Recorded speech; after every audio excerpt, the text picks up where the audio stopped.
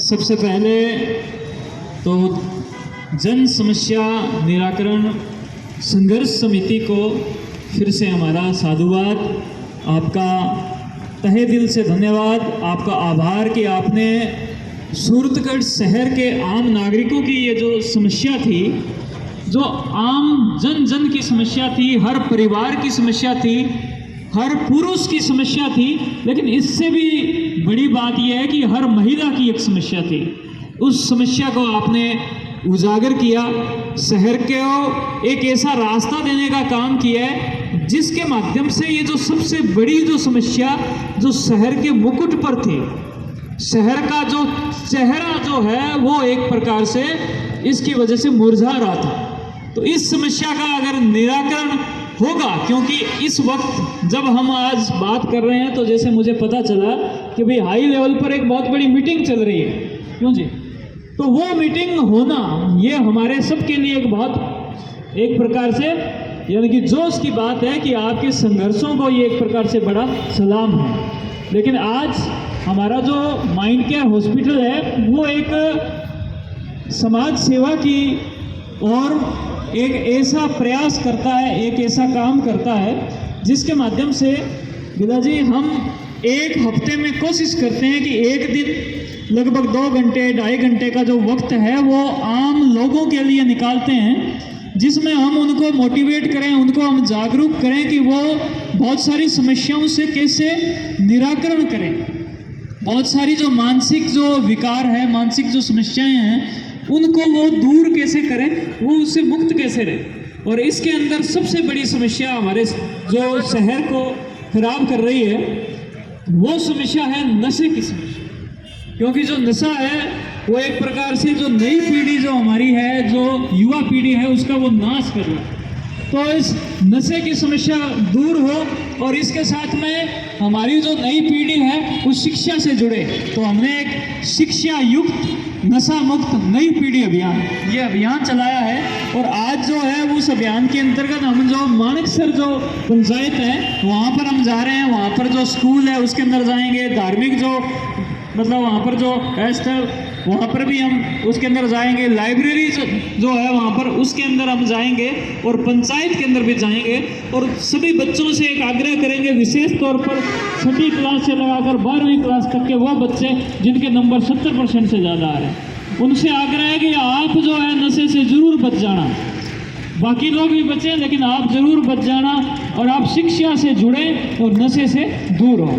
लेकिन आज आपकी संघर्ष समिति को हमारी पूरी जो यहाँ पर टीम आई है वो आपका हौसला बढ़ाने के लिए आई है, विशेष तौर पर इस बात के लिए कि आपने आज सबसे बड़ी एक समस्या है थी महिलाओं के लिए कि जब पुरुष इतने परेशान थे तो महिला जो है वो कभी अपनी यानी कि स्कूटी से स्कूल वाली बच्चियां, महिलाओं की समस्या को आपने बहुत अच्छे से किया है।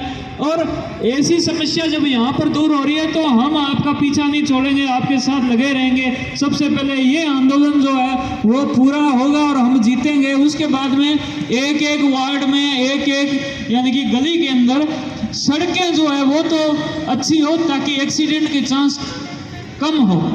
तो हम महिलाओं को समर्पित एक यानी कि प्रस्तुति जो है आप सभी के बीच में रखना चाहते हैं, जो प्रस्तुति सभी महिलाओं को उनके पिता की ओर है। एक जो पिता है वो अपनी बच्ची का कितने मार्मिक तरीके से एक भावों से भरे हुए भाव से वो उसका ख्याल रखता है, वो उसको प्रेम करता है, क्योंकि जो मातृ शक्ति है उसके लिए बहुत बड़ी समस्या थी। तो हम इस रूप में आपकी ये जो संघर्ष की यानी कि ये जो यात्रा है इसको हम सहयोग दे रहे हैं और हम ये जो प्रस्तुति है इसका अभी प्रारंभ कर रहे हैं। क्यों गिला जी, इजाज़त है? तो आप सभी भी हमारे साथ में इससे जुड़े और आज का ये जो अभियान है इसका पोस्टर जो है वो आप यहाँ से देख सकते हैं। तो इसके माध्यम से हम आप सभी के बीच में आ रहे हैं जी।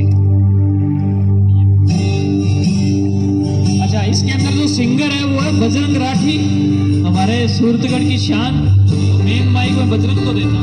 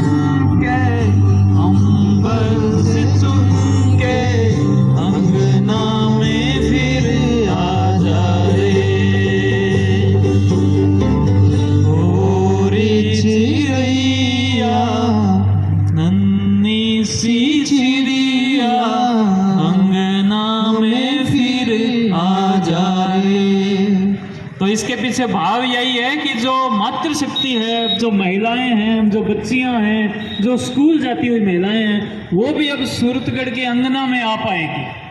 तो इस वजह से हमने तैयार किया।